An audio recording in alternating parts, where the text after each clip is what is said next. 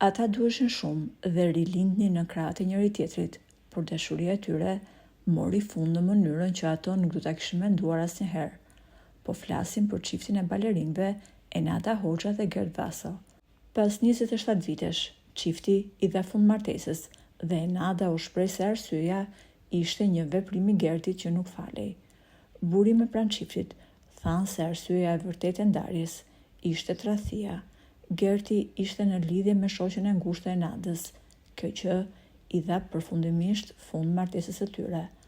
Por pas ndarjes, Gerti u largua nga shtëpia dhe ai ka filluar bashkëtesën, ndërsa Enada i jeton me maman e ish bashkëshortit.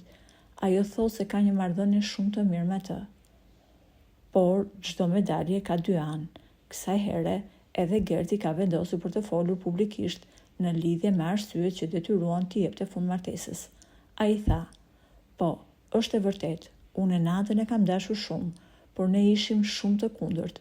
Ajo ishte shumë strikte dhe punonte deri në 15 orë në ditë. Gjunjët e saj u bën cop nga ngarkesa në punë dhe unë nuk e doja këtë lloj jete. Unë kam parimin që njeriu edhe duhet të punojë, edhe duhet të shijojë. Për më tepër, kur ne ishim të martuar, vendimet për çdo gjë i merrte vetëm Enada. Unë thjesht duhet i pranoja edhe nëse nuk isha dakord. Shpesh nuk bëja diskutime, sepse nuk më pëlqente të bëja debate në shtëpi. Në këto kushte, unë nuk isha vetvetja, prandaj vendosa të ndahem. Po ju, si mendoni, Enada është vajza e lënduar në këtë histori, apo divorci është zgjidhja më e mirë kur çifti nuk e gjen dot rrugën e mirëkuptimit? Për më shumë, mund të na lini mendimin tuaj në komentet poshtë videos.